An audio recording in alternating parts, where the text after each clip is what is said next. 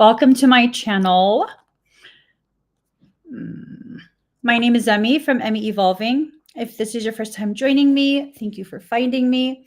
If this is not your first time, thank you for coming back.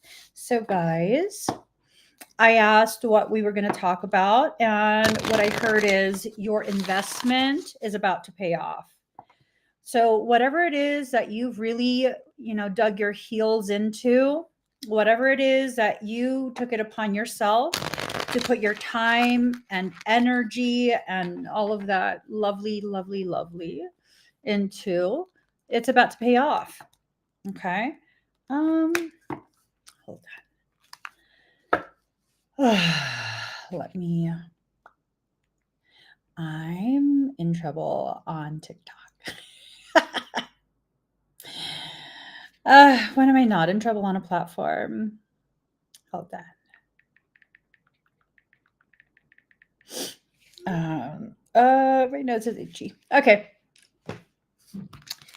Let's see what we are going to be told by soul. Let's go ahead and see. All right. Had an amazing workout today. Amazing. It was lovely. Truly. Very lovely. I'm exhausted. Very exhausted. Oh, let me turn off my sound. There we go. Okay. What happened? Oh, TikTok got mad at me because I showed a drawing of the chest with lymph nodes so that I could show the person I was working on which lymph nodes were affected. It was clearly a cartoon. It was not like a, picture, but because there was a cartoon play, they put my ass in timeout. And then they cut my reach even more, which that's fine. Let's get started, guys. So investments, right? There's an investment that you've made. Whatever this investment is, it's something that's going to start paying off for you. But let's see. Ooh, I like this. Okay. I do. I like this. I like this quite a bit. Okay. We need one more card. Okay. So there's two groups that are going to be spoken to. These two groups are definitely something where it's like they're very different from each other. Very, very, very different from each other. Different mindset, different type of behaviors. It's that same message that's continuing through. We'll get into it. We're definitely going to get into it. Okay. So balance. We all need to establish some degree of balance in our lives. Okay. This balance that we are trying to step into, we're trying to create, it's the very thing that's going to help us build what needs to be built. It's the very thing that's going to help us create the very foundation appropriately, the very foundation that's necessary in order for us to accomplish the things that we want to accomplish. Now, for some, their foundation is upside down. So this is telling me that there's two groups, okay? Two different types of mindsets that are being addressed by soul. One group, they can absolutely take accountability for their actions. They're not going to make excuses for themselves. They're not going to waste their time or their energy trying to prove something where, bitch, you fucking lying. Woosa. I'm saying. Ooh. Ooh. Let me. I don't even know who I'm talking to. But that got me heated. Like, you lying. Stop lying. Okay. See, Krista's laughing at me. I don't even know who I'm talking to, you guys. It's someone who's really like, they're delulu. in the way they see themselves and the way they function in their world. Like everyone else is a problem, everyone else is a liar. But really, the reality, they're very upside down in their foundation, right? If, okay, now that I've reined it in, now that I've reined it in, if that's how you function and you're realizing, like, oh shit, she's talking to me, okay, you're not necessarily a bad person. But you just have to start being honest with yourself. There's nothing that you necessarily have to do, like go and apologize to people. No, just you don't have to do that. What you do have to do, now that you're becoming aware, like, oh my gosh, I do this, is to not do it anymore, right? To pause and allow yourself to see, like, what did I do to help create this circumstance, right?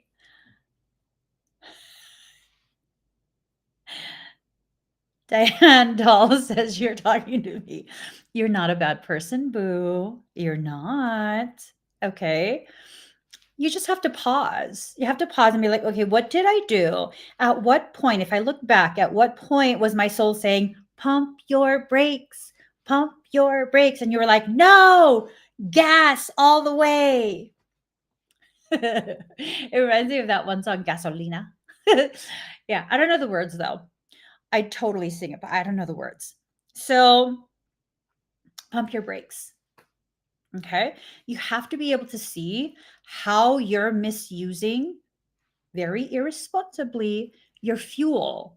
If you're going to just keep going full force in the wrong direction and you're fighting with your higher self over the steering wheel, you're not going to get anywhere that you need to be. Your soul wants you to succeed. Your soul wants your healing. But again, sometimes what ends up happening is we grow up in environments that teach us this behavior is permissible. But is that environment that you grew up in that's teaching you, like, this is okay? It's not a big deal. People are tripping and picking on you if they call this out. Was it a happy environment? Or did you find yourself consistently sad? That's one of the things that I used to consistently do when I was much younger, um, like in my young adulthood.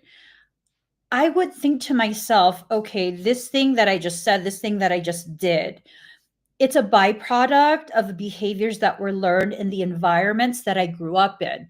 Was I happy in that environment? No. Okay, maybe I shouldn't repeat the same type of behaviors, the same type of words that really were from an environment that kept me so unhappy, right? We need to start making sure that the decisions we make really help to support our efforts to get to the next part, the next level, the next project, the next level up. You know what I'm saying? So there's that one group, right? We just addressed a single group of people who have greatly struggled with their accountability. Struggling with your accountability does not make you automatically a bad person. It just means you need to work on that. When you can take ownership of your decisions and the way those decisions create end results that make you unhappy, you can start changing what you choose. You can begin recognizing, the last time I chose that type of energy, that type of friend, that type of circumstance, it didn't end well. So I think I'm not going to do that again. Just this year, and this has been a really hard lesson for me to learn because I'm stubborn. When I'm balanced and focused on the right thing, that stubbornness, it makes it very difficult for parasitic things to kind of sway me and distract me because I'm just hyper fixated on what needs to be accomplished.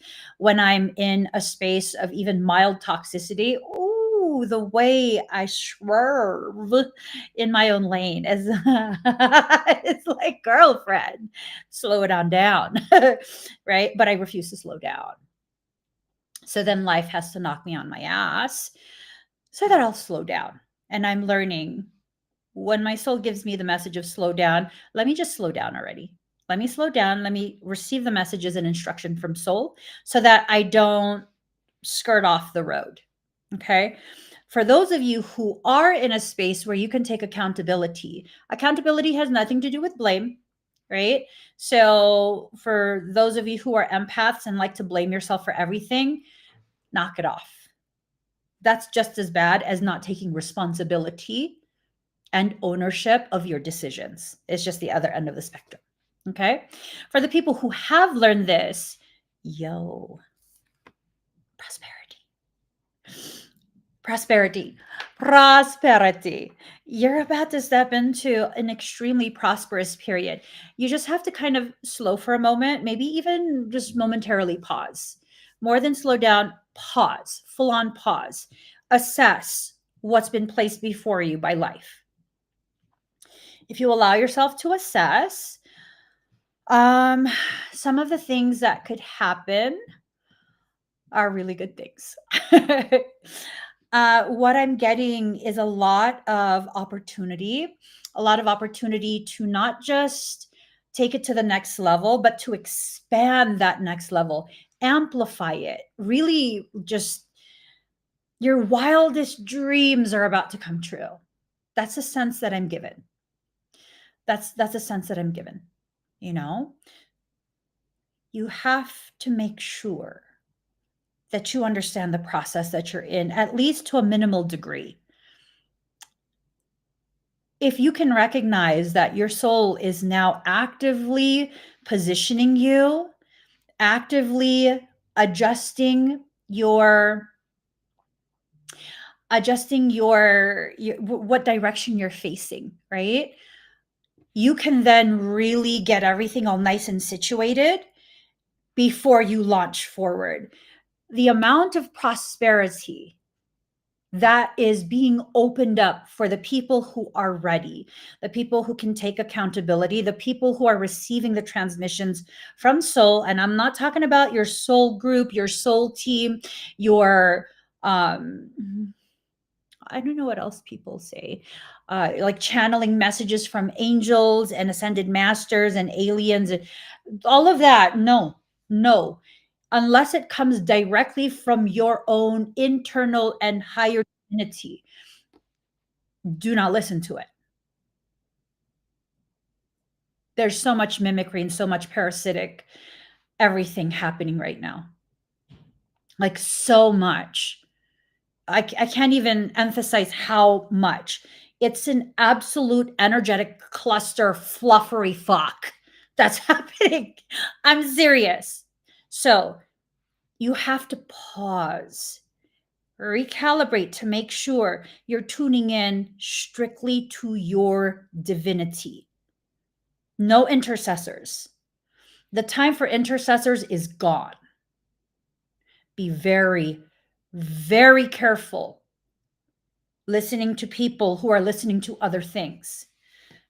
I'm telling you right now, there is so much emphasis on trying to get so many people derailed, so many people backsliding into that space of toxic existence.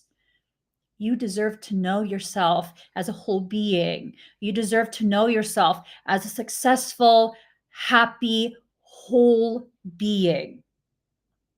Okay? How can you tell between the two? You have to take the time to really get to know your own energy. You know, it's a lot of what's being pushed in spiritual communities is this logic of go, go, go, go, go, rush, rush, rush, rush, rush, achieve, accomplish, so that you can tell other people, oh, I can do this now, I can do that now. And it's like, slow down. You're going to get to where you need to go. But if you're rushing, you won't realize you missed the turn. You won't realize that you're taking another turn and it's a hairpin turn because you didn't see the sign, right? And you're at risk of being flung off the cliff. You have to just slow down. So many people are in a rush. And I'm not trying to slow you down unnecessarily. I'm saying follow the rhythm of your soul. Just follow the rhythm of your soul. Once you do that, you'll begin to notice the very nuanced differences between what is authentically inner divinity and what is something outside of that. Your inner divinity typically will do this thing where it suggests. It tries to give you an alternate idea, an alternate point of view, and it still gives you the freedom to choose for yourself. And it's not that, because I'm witnessing this in spiritual communities, okay? This thing of they will scare the fucking shit out of you or shame the fucking shit out of you. Like, you have to agree with the collective whole in that group, but it's your choice. It's your choice. I just want to protect you. I love you. Of course they love you. They're fucking all their shit's monetized. Of course they love you. They need to fucking love you. I'm over here. I give people attitude left and right because the stuff, yeah, my stuff is monetized. I don't make my money off social media, off content I post on social media. No, I have full-fledged businesses running behind the scenes. I make my money off social media, right? You have to be able, and I'm not saying every single content creator is like this, but a lot of them are. You have to be able to sit quietly. Okay, how does this resonate with me? Is this something that I should listen to? And if I'm listening to this, um, am I afraid? Am I afraid? Am I listening because I'm afraid? Am I listening because I don't want to take responsibility for my decision? So if I do what you say, then it's your fault if it doesn't pan out. That's a big no no. That's a huge no no. You have to own your journey. You have to be able to look at what it is you're being faced with. Hold on one second. Let me make sure my, mm, okay. I just had to make sure that my audio wasn't messing up because something else was playing and something else was playing. You have to be able to enter into a space of when an idea is suggested and it resonates with you, because some things will resonate, some things won't. When an idea resonates, you have to then think about how you're going to implement that idea, right? When you think about how you're going to implement that idea, are you really considering the pros and the cons? Are you really thinking of, okay, this is a risk. Am I ready? Am I ready to take this risk? Because my soul is showing me all the different potentialities that can come from this singular decision, right? Am I ready? Like, for example, and Michael's all in my ear.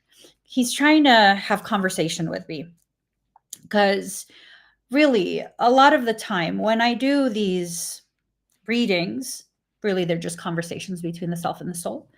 When I do these live streams, the whole intention is I don't like to listen to my soul. And so these cards are used to keep my thought focused.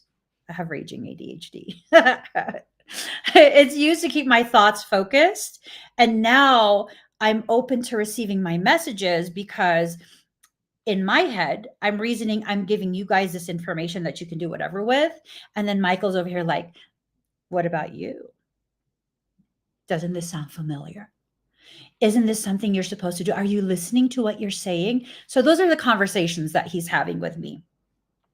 He's encouraging me to think about something that happened just recently. It was just a couple months ago. People are not everyone, but I've had in-person events before, and people be getting real like out of pocket with me at these events sometimes. You know, it's not anything severe, right? For an onlooker, it's just kind of like an awkward little moment. But for me, because I'm highly sensitive, it's like, oh my God, right? That's how it feels to me because I'm very sensitive. And so, because of that, the last time that I had an event was 5.5 years ago. Oh, no, it wasn't. That was the first time. The last time I had an event was about 5 years ago. It was a while ago. It was a while ago. And I have developed an even more pronounced skittishness in front of people, if we are in person, who are familiar with the work that I do. Pretty much everyone in my life right now that has physical access to me, it's a very, very, very single digit number of people. They know the work that I do, and that's that. But everyone else, I don't tell any strangers, no matter how much we chat, like at the gym or whatever. I don't tell them the work that I do, or else I get skittish. I get very, very skittish. Why? Because when people realize the work that I do and the gravity of the work that I do, and they have physical access to me, they kind of act weird. Not all, not all. It's a select few. And so it makes me feel kind of like, nope, not even going to go there. Well, a couple months ago, Soul presented me with a suggestion. It's been telling me for quite some time. It likes to call me little girl because I act like a little girl. Little girl, it's time for the next part. And I'm over here, what's the next part? I mean, depends. It depends what's the next part. And it's been this continuous message of, you were never meant to stay hidden away in a glorified closet you call an office. You were meant to be placed in front of people. I know. I don't like it. But I will be in compliance soon. And so over the last several months, Soul has been saying, soon is now. Soon is now. It is time to pivot. And if you do not pivot, we will begin to clamp off the very arteries that are supplying you with what you need, making you feel so comfortable in this space of stagnation. It's not a punishment. My soul is not threatening or anything like that. My soul is letting me know, if you need the encouragement to get to the next part, to decide to be open to the next part, we will do that for you. I know what that means. That's some really fucked up shit that I will go through. I don't want to. Whatever it is, I don't want it. I don't want it. I would rather be skittish and uncomfortable. Because when my soul starts giving me those, like, we'll help you, it's like, we gonna fuck your whole life up, baby girl. I'm okay. I will listen. And so what happened? Soul gave me specific instructions. And then Soul gave me the actual private venue for what I'm supposed to do next. And then it gave me additional instructions. You see, when it comes to me and my process, I become much more compliant with my soul if other people will also benefit tremendously. They have to benefit as much as I will benefit, or I drag my feet. I'm a totally stereotypical empath. Like, it's still difficult for me to allow myself to receive unless other people benefit as well. It's getting easier, but it's still an absolute process. So what did my soul tell me to do? Remember, I'm skittish. Being around people who know the work that I do makes me nervous, just naturally makes me nervous. So what did Soul tell me to do? A quantum potential event. The first event, that's 4 days, that's already sold out. This event, that's 2 days, still has a couple seats left. It's in person. It's in person. My soul is telling me that as my life is being primed for change, I'm being gifted with the opportunity to not just work through the things that cause me to drag my feet, but to also serve as a very tangible gift, a very tangible hand outstretched to the very people who choose to be part of this in-person event. Let me pull you up to the next level of your existence. Most people don't realize the actual profound nature of the work that I do. I have the capacity to see and suggest the changes that you have to implement, of course, that can forever change the entirety of your life, your trajectory, your potentiality, all of these things. All of these things. When it is aligned, my effort and your desire, when that's aligned, the type of change that happens in your life, this 2-day event, it's going to be like no other. My goal is for you to walk away from this event forever changed, never seeing yourself and your life in the same way, being so expanded in your level of awareness just in 2 days. And I know I can do this. Just in 2 days, that you can never and will never shrink back down to that space of limited existence. Even if you try, you won't fit. Even if you try.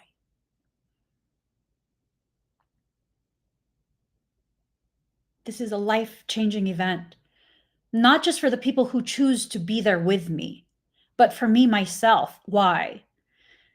Because this is the time where I'm going to choose to finally come out of my shell.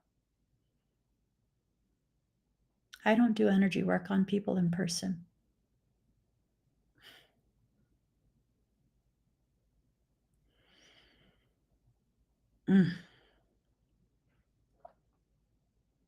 It was supposed to be a surprise for the participants. It was supposed to be a surprise.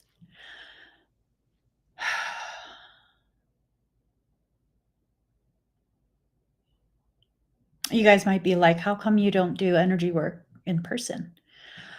Because if I do it strictly online, like virtual appointments, then I can still live my life pretending I'm just like everyone else and normal and can't do the things that I actually do.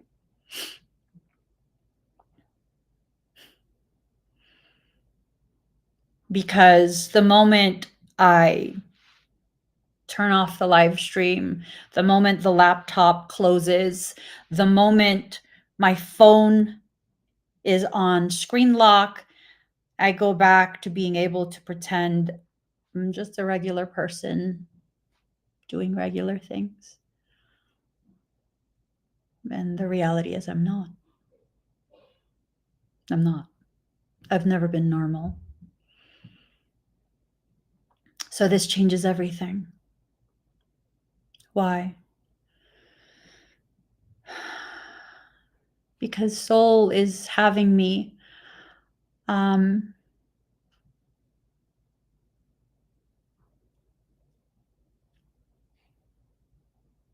stop hiding. That's the simplest way to put it. My soul is instructing me to no longer hide. And the people who attend the quantum potential event, there's 2 days to it. And the first day will be whole being wellness. And the second day is soul-based business mentorship. In the first day, the whole intention that soul has set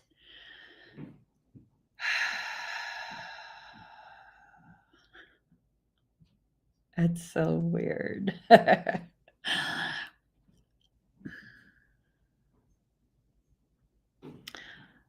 If I can do what I do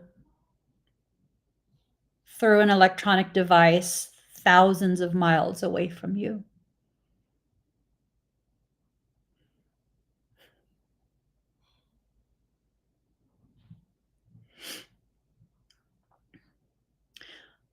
What do you think I can do if I touch you?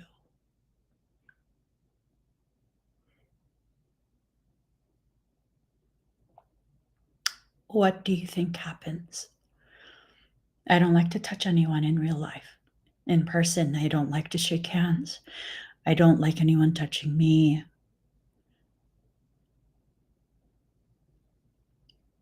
To date, one person I touched. There was a little boy, and I touched his foot with one finger. And at some point, maybe I'll ask his family to record a testimonial.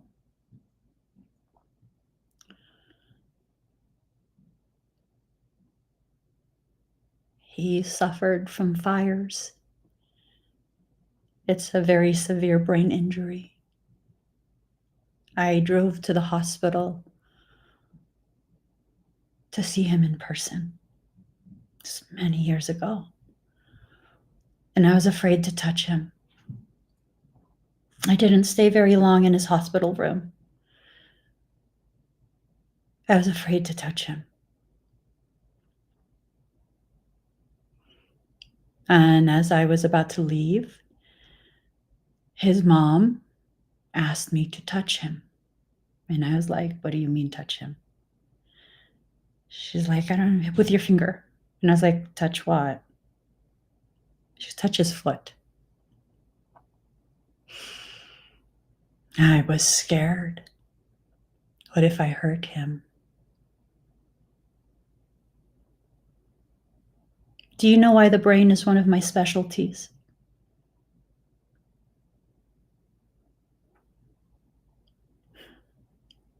The entirety of the central nervous system, that's one of my subspecialties. Why? Because while this little boy was in a coma, his soul was teaching me how to heal his brain.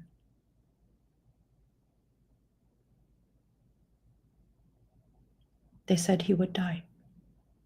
They said he would never walk again. They said he would never eat again. They said he would never talk again. They said he would never, ever heal in the ways that he's healed. And as I was about to leave that hospital room, his mom stood in my way and said, touch him. And I said, what do you mean? With your finger. Touch him where? His foot. So I did.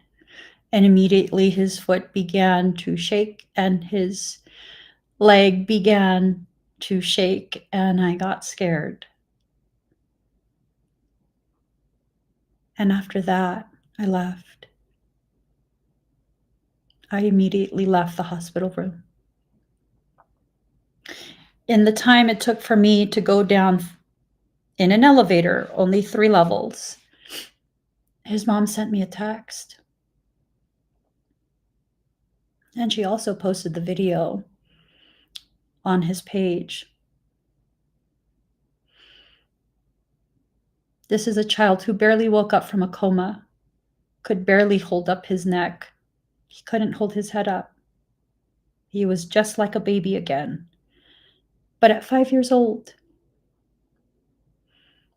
I left that hospital room and he was moving like crazy. He was moving his legs. He was moving his arms. I don't know if I ever told his mom.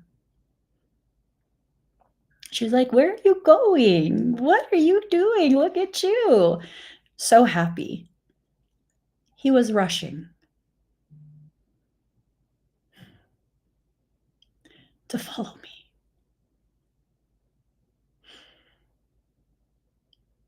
He was rushing so that I couldn't leave without him.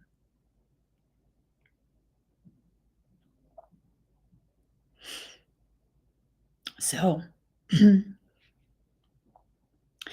everything that you've worked towards, and it might be things that you've worked for years to develop a level of comfort doing, your investment is about to pay off. And for those of you who are ready to heal to a whole nother level, a whole nother level. Invest in yourself. The things I'm going to be teaching at this event right here, the quantum potential event, this is stuff I will not be teaching anywhere else. It will not be taught anywhere else. I don't know if I will repeat this event. There's quite a few different events that my soul wants me to do this year. In-person events. This one is very unique. Very, very unique. For the cost of one private session, you're getting 2-day event.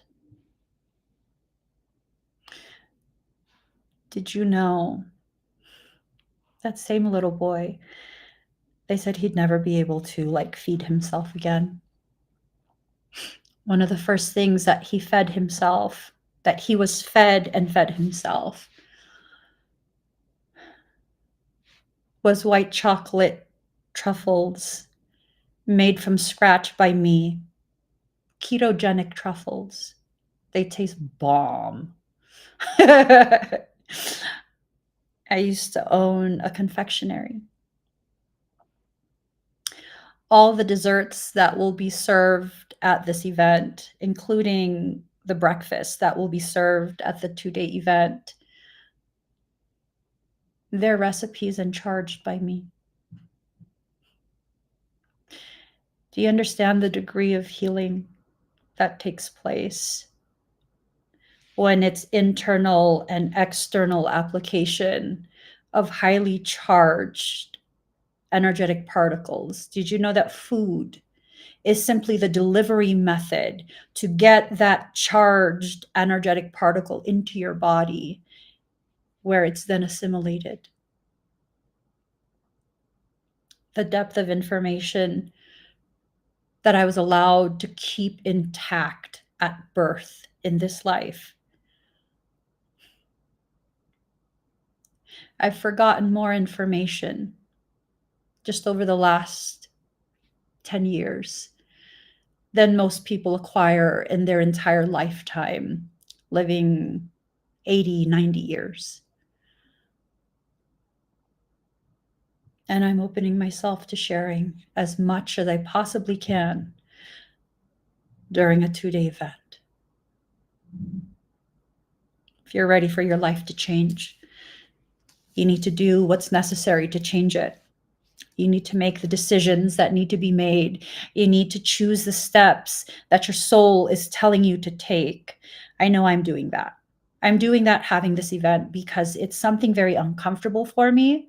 It's definitely something that I know is worth my time, my effort, and that little bit of discomfort. It's discomfort because I've allowed myself to get so comfortable being hidden away. So it's a little bit uncomfortable being shown for the totality that I am. This is the year your life can change. This is the year where the things you've worked on for so many years, if you let it, if you allow your soul to continue to guide you regarding how to bring this to fruition, you can bring it to full fruition. To full fruition. Did you know that most of you who are part of our community across all the platforms, you guys have it within your destined path to be financially stable? Why? You are teams of way showers, trailblazers for your local environment, for your group of souls, your group of friends, your family unit. You are part of the trailblazers that are here to help others come to realizations that they struggle to come to on their own. If you're heavily drawn to me, why do you think you're drawn to me? Because your exposure to me is slowly activating your purpose. your primary purpose at that. It doesn't take any sessions. It doesn't take any readings or expedites or anything. Do you find that you're binge watching my videos? Do you find that when you enter into a space of discomfort because of where you're at within your thoughts, within your body, within your journey, within your understanding of yourself, that suddenly you're not comfortable even in your own space unless you're playing one of my videos? Because your soul is already telling you we need to override this erroneous program that you've been running in your system.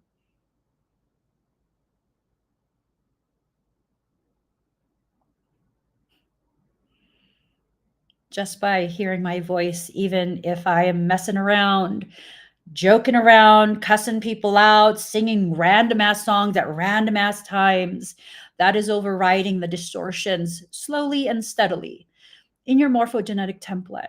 It overrides it. I have a dominant energy for a reason. It's not because I'm better. No. My energy is dominant and my personality is the way it is. My character is the way it is. Because why? Part of my purpose just by existing is overriding the distorted codes in your template. It's not because you're taking my advice.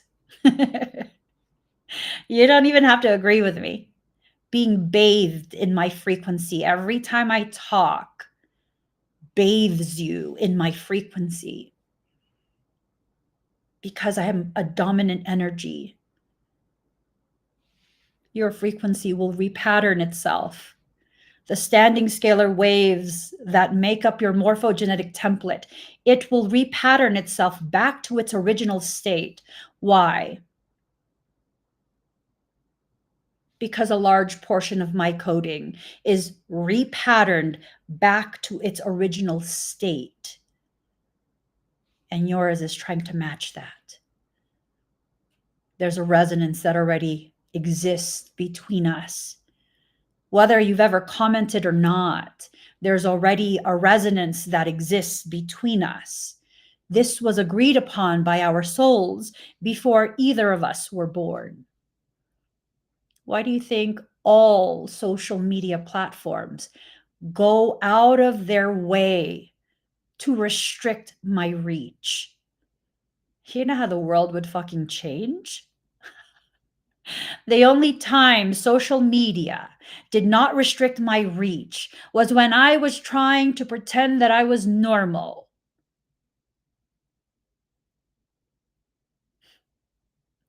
Ain't that some shit? When I was actively trying to disregard the reality and truth of my purpose, the profound nature of my energy. Oh, do y'all know how fucking hard it is to reach over 500,000 reach organically on Facebook? No ads, absolutely no ads, no gimmicks, no nothing. Did you know that on Facebook, after you reach a certain level of organic reach, Facebook will actively half your reach every day to force you to purchase ads to regain that reach again? Do you know how long I sustained that reach? Organically.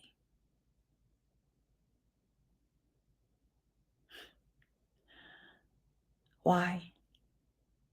Why did Facebook allow that? They were fighting me for a little bit. They were. But they were pushing me out to all sorts of people. These people who are on social media, they think it's a big fucking deal. Like, oh, I'm a big fuck. No, the fuck you're not. I've done what you were doing back when it was fucking impossible. You think I give a fuck? I don't care what you've accomplished. None of that matters to me. Why? Because when social media platforms push you out that much, it's usually because you stand for absolutely nothing. You're part of the brain rot. I'm not the only one that's restricted. I'm not. I don't think I'm special like that. I'm not the only one. Anyone who has the degree of integrity, transparency, and authenticity that I have, they're also restricted. You won't be shown them. You have to actively look for it. Or your soul has to push you across their path. How did you find me? Were you looking for something you don't know what? And boom, what is this weird ass girl doing? Like, what is she talking about? I just randomly popped up, didn't I? Out of nowhere, I randomly popped up. It wasn't random. You only find me when your soul is pushing for your growth and your healing in an accelerated manner. That's the reality of my existence. I am a catalytic accelerant. I will set your soul on fire, and then I will fan the flames. I don't own you, though, and you owe me nothing. And it's just what we agreed. It is what we agreed.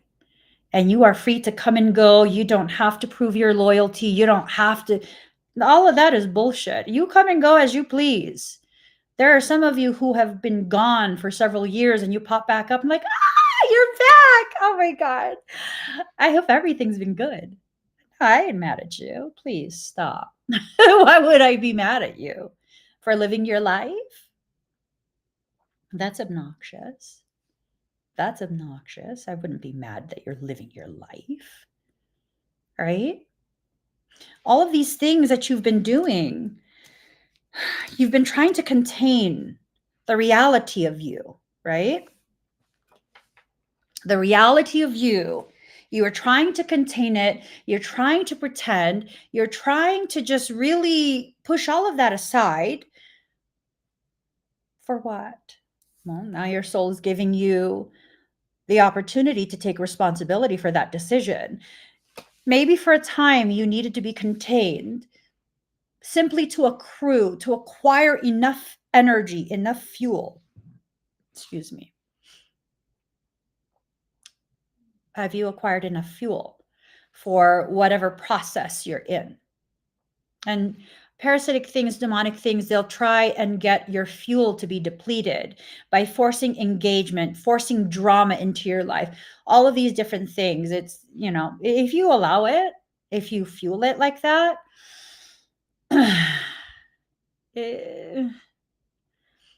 it becomes something very just wasteful. You won't reach where you need to reach as easily as you can reach it. It's really to, blow all of your fuel so that you won't accomplish what needs to be done. In order for you to be able to navigate this period much easier, in order for you to be able to get to where you need to be within yourself and come to agreement with the soul, an agreement must be reached between the self and the soul. There's already an awareness to some degree of intensity of what your soul wants you to do. For most of you, you're thinking, am I imagining that? And there's no way that could be right. There's no way that that could be a message for me. There's no way this, there's no way that. I tell you, there's absolutely a way. It's probably your soul already telling you. As long as you keep keep a lid on things, okay? Don't share everything with just anyone. You need to make sure that you are very selective of who you share these plans with, these instructions from soul. Not everyone that is your friend sees you as their friend.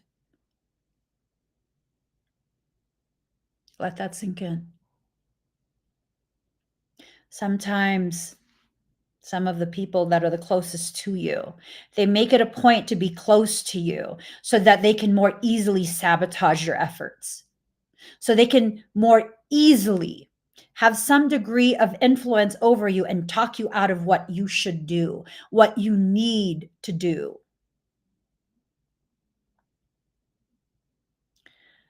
And they might not be a bad person, but they're definitely being used as a Trojan.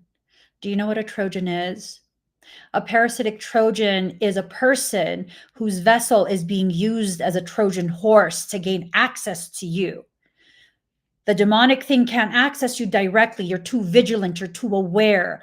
Some might even say you're too paranoid about your energy. Is it paranoid or is it you being aware and responsible? So they can't access you directly. What do? They go to someone who has direct access to you. And that someone does not maintain their field, does not take accountability for their actions. That someone is a person that can be easily accessed by something demonic. And once that demon is in there, well, then they have access to you. So they can be used to persuade you or dissuade you. It just depends what their objective actually is, right? It just depends. So, hmm.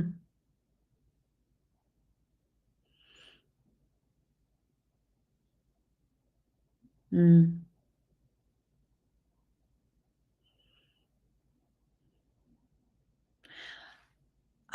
Are some of you feeling sensations in the back of the head? Nothing extreme, just kind of like tingly, going up, going down, a lot of tingles. If you are feeling that, which I don't believe everyone is going to feel that, if you are feeling that, then you're part of a very small group. And that very small group is being additionally cloaked by soul, your soul, not by me, by your higher self, because what you need to accomplish is something very elevated in this lifetime. It is very elevated. It will positively benefit so many people. And so all of that is being additionally cloaked. The gravity of you is being concealed by your soul, is being concealed. They're being hidden in plain sight. And again, I'm not doing any energy work on anyone. I just randomly became aware that for a handful of you, the higher self is recoding something. I'm like, what is that? What is that about? Are we being attacked and I don't notice? Yeah, no, it's recodement that's happening. So your higher self, your soul, is going to begin helping you to remember, if anything, emotional remembering, right? Not full on details. It's the feeling of fullness. Your higher self will help you to remember the greatness that you're here to accomplish. It's going to be different for everyone. I think for some, a very small few, you'll have some of your past life memories kind of poking through a little bit of that past life bleed over. Maybe in dreams, maybe daydreaming, some of your memories will start to filter through. It won't make too much sense, but just file it away somewhere in the back of your head. Eventually, if your higher self deems it necessary for you to remember that life, to better harvest and harvest the old energy and access the abilities that were left active in that life, it'll give you more of those memories, a more cognitive recall. Hold on really quick. Let's see.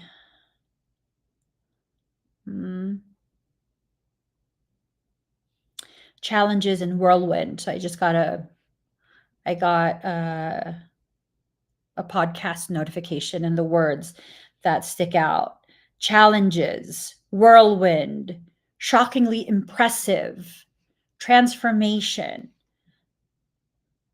That's good.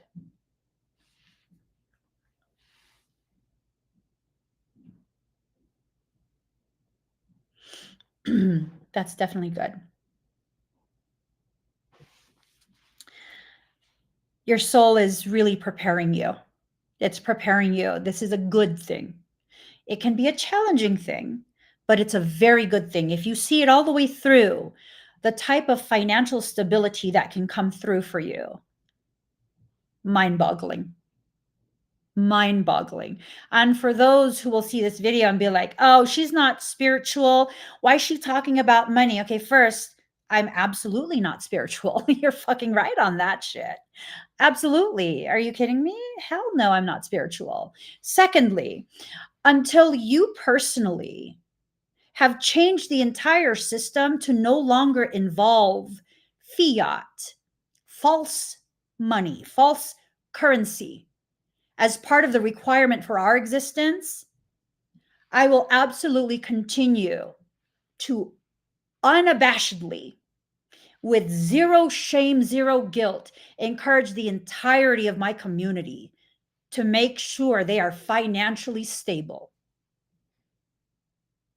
And I say that with the utmost defiance. I will not encourage anyone in my community to continue to participate in these really fucked off ideas of you need to suffer and be in detriment and depleted and worried every single fucking day of your life about how you're going to get groceries, how you're going to pay for your utilities, how you're going to pay for your home. No, you were not brought into this life to suffer while everyone else benefits off of your existence. Absolutely not. If you want to continue to do that, you're absolutely free to. But I will not encourage you to. Your gift was never just a gift for everyone else but you. Okay? So, if you are ready, take the steps your soul is giving. I don't know what the steps are. I don't know what the steps are. I just know if you allow yourself to trust your soul, babe, all those struggles that you had, they'll be something of the past. You'll have new struggles. You will. You'll have new struggles. You'll have new things that stress you out. It's not about making your life perfect and having it so perfect it's devoid of anything that challenges you to grow further. No, it's not that at all. It's not that. You'll still have those things. But why would you want to continue to keep the same challenges that really just serve to keep you limited in your existence, to keep you suffering endlessly, needlessly? Why would you want to keep that? And you're not going to know exactly the gravity of what I'm talking about until you liberate yourself from that very mindset. You won't know. You won't know. It's okay. Eventually, you will choose to give yourself permission to know. And when you do that, you'll definitely experience a different type of existence, a different type of life, and all the things you've invested in, especially yourself. It will come to fruition and it will pay out. I'm not just talking about money. You'll be surrounded by like-minded, like-hearted people who will help to support the facilitation of your healing, your growth, and expansion of awareness of self. Your soul wants so much for you. And it wants to begin this process and give you tangible results by autumn. Tangible results by autumn. So what needs to happen?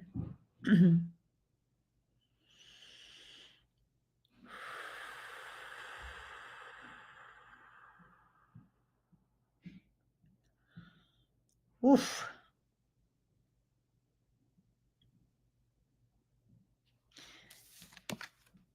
You need to stop disrespecting yourself and your needs by allowing other people to disrespect you.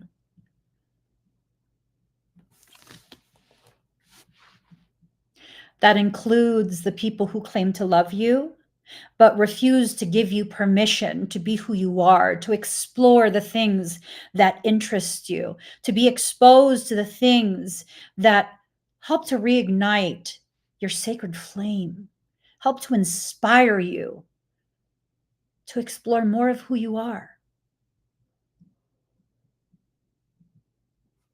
You need to decide this. It will not be decided for you. You need to decide this. The best that your soul can do for you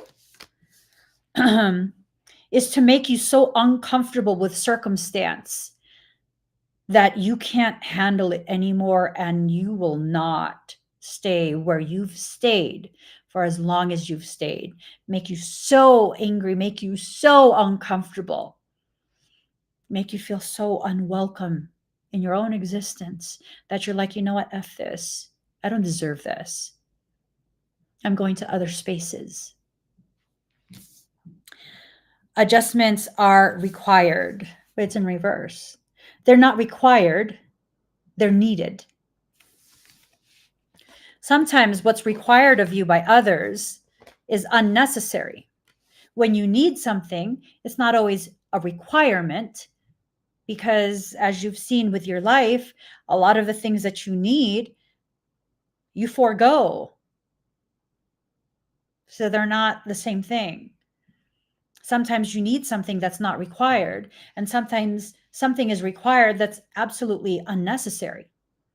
You remember in 2020, there was a requirement. It was a requirement for a medical procedure that was required. Was it necessary?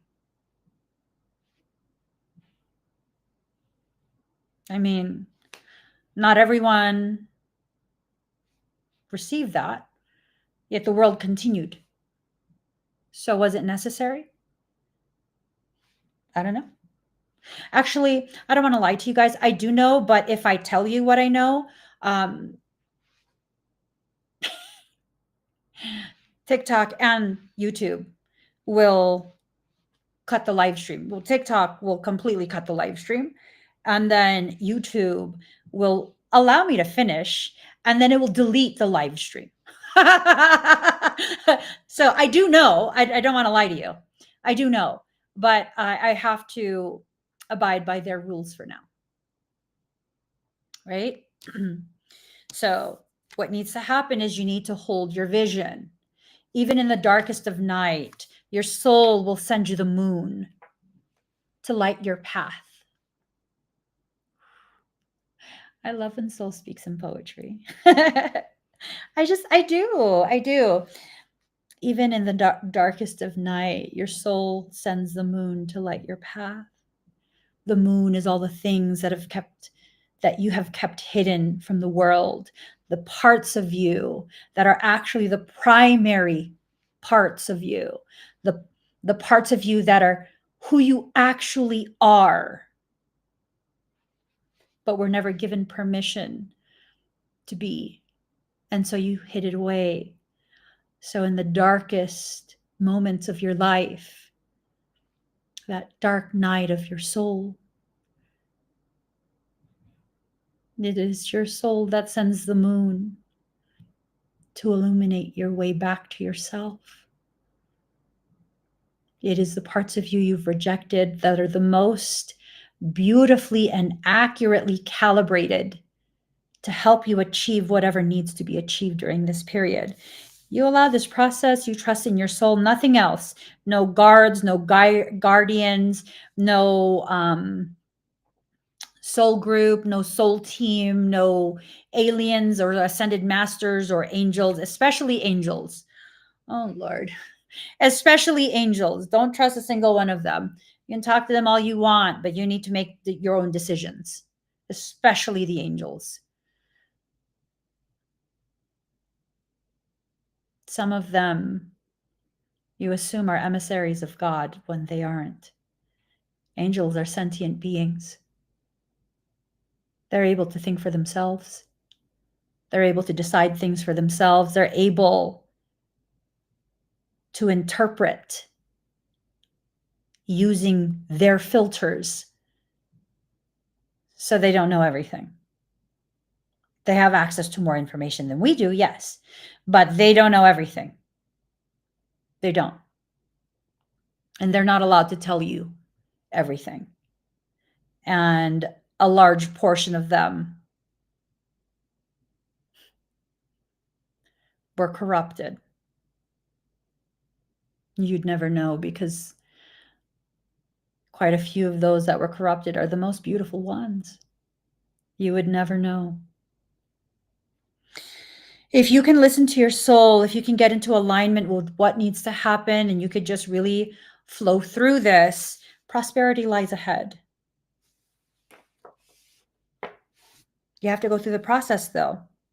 You have to enter into a space where you are willing to begin exploring the reality that you are good enough. You are good enough.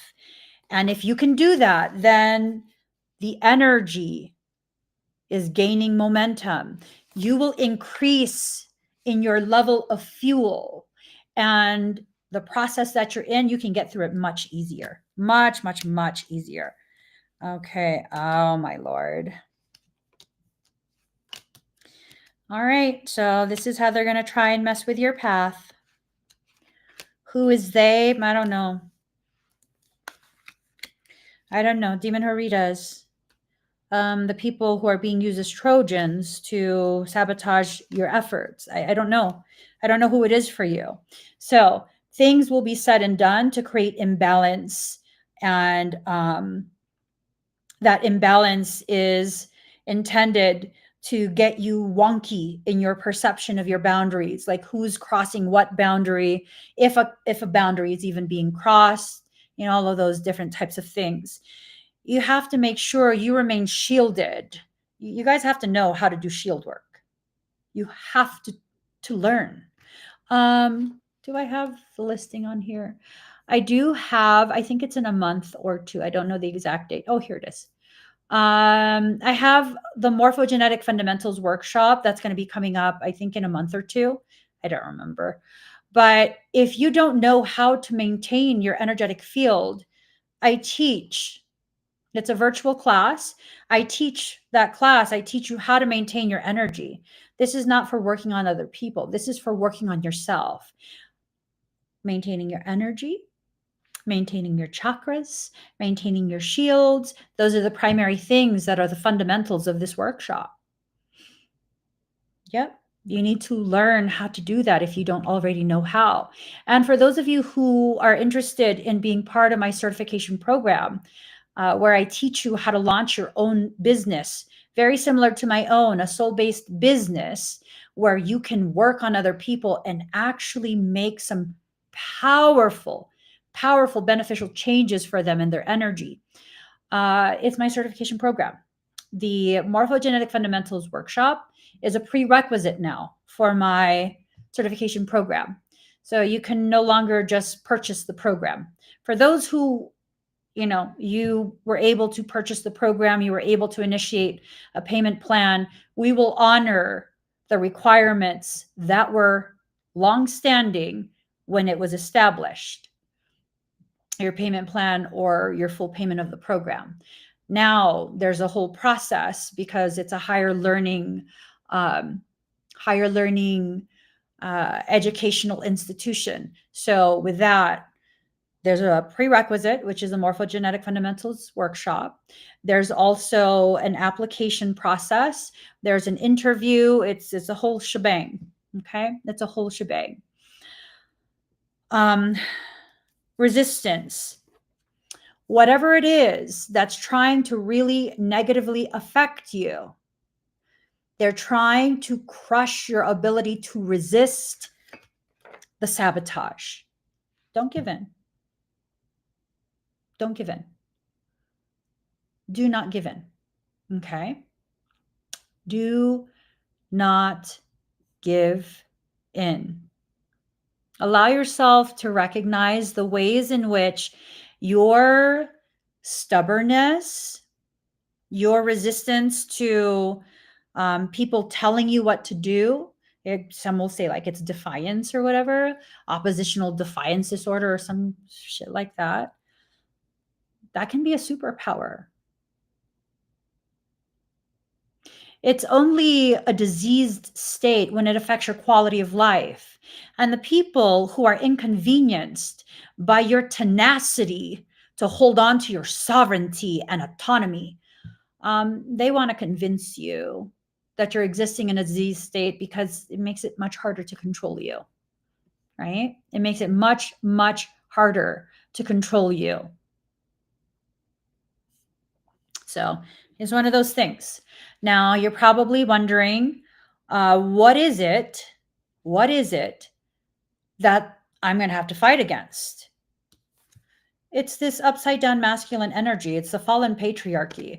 It's that, what do you call it? Lemurian ethos.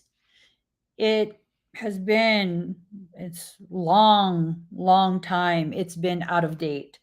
That Lemurian ethos is something that's perpetuated global wars. It's perpetuated so much heartache and suffering, division. It's time for it to come to an end. That's the very thing that's opposing you. Just like when a narcissist realizes their control over you is coming to an end, they wild out, they make an even more intense grab for your attention and power over you. That's what's happening right now. That's what's happening right now. I mean, it is what it is.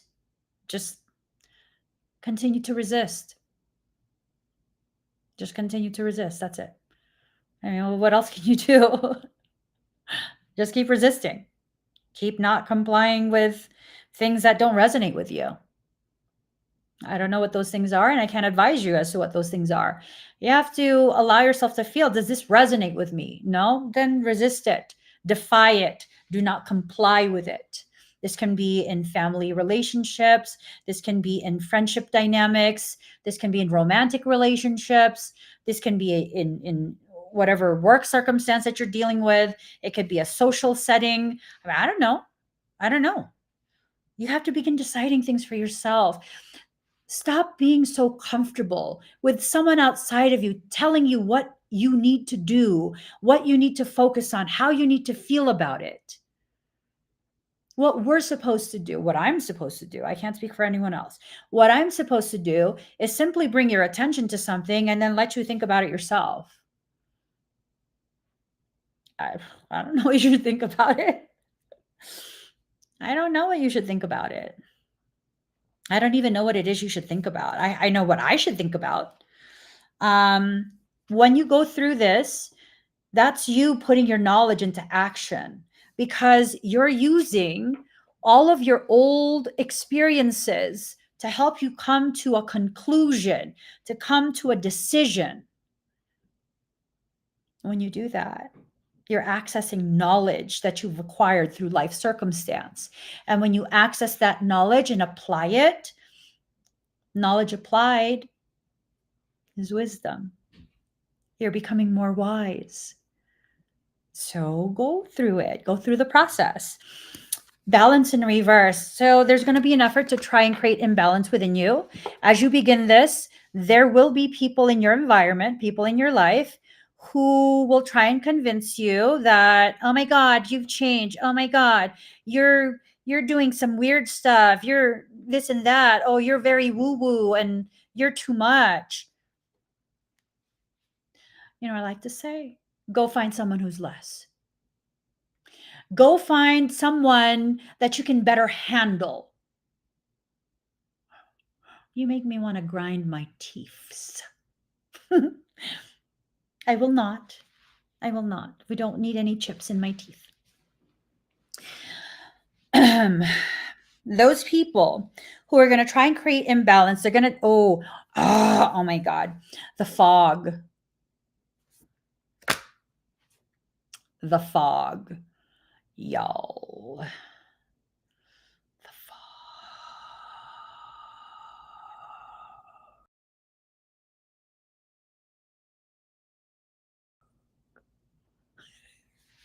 That was creepy. Am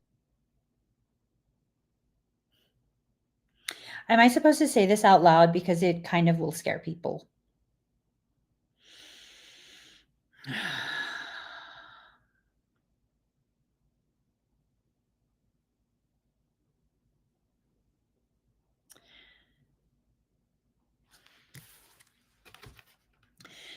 this elder celestial being,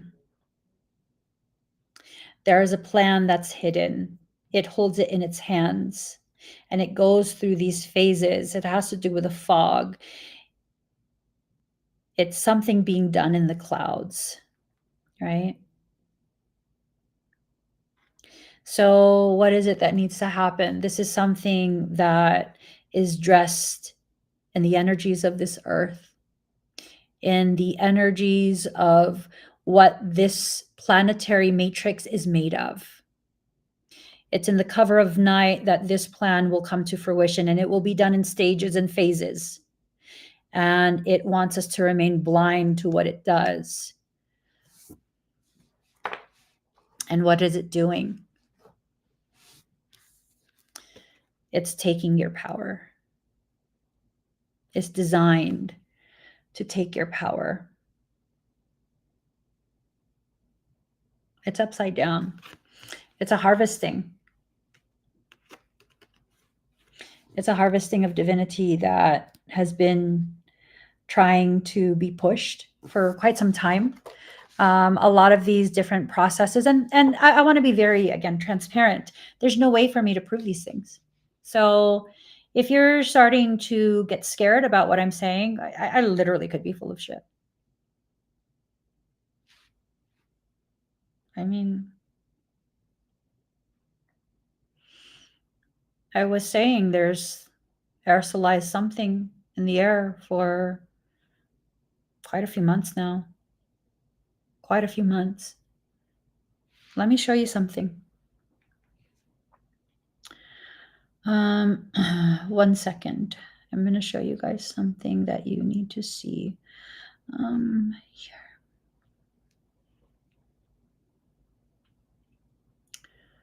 La la la la, showing you the truth is my favorite thing. Okay. So, someone, I love it when the geeky people of the world decide to use their geeky powers for our benefit. I love it. All the geeks unite. I want to be part of your community. I do. I love it.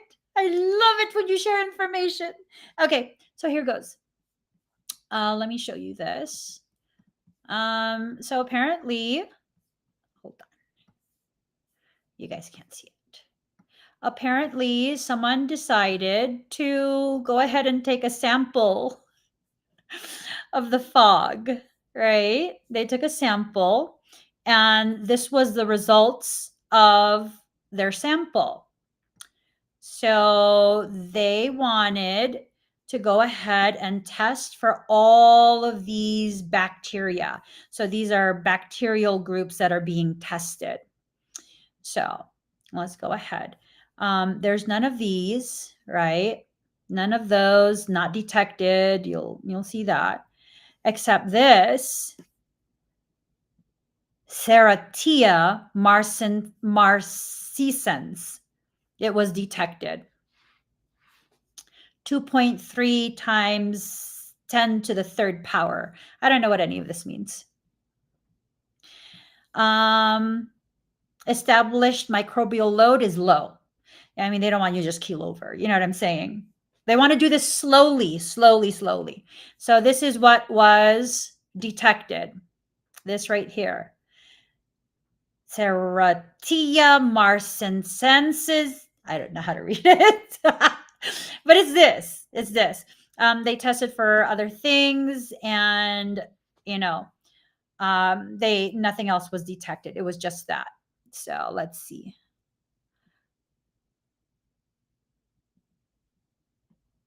So a non-detected result means that the microbe DNA or RNA was not present in the specimen above the limit of detection. However, a non-detected result does not rule out the presence of the microbe and should not be used as a sole basis for treatment or patient management decisions. Oh, so they put a little disclaimer there. Okay. So here's the content creator that I got this image from, Als469. I love to give credit where it's due, right? That's the content creator right there. And then they posted a second image. Analysis of the Florida fog completed. I've been advised the results have been corroborated by a second lab. They found it was saturated with this specific bacteria right here, also considered a parasite.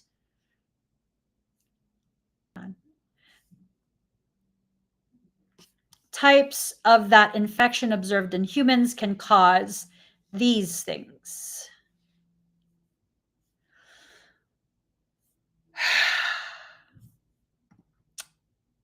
So if they're doing it at such a low grade, and you guys are probably like, well, why don't they do it at a higher concentration if they really want to negatively affect us, right?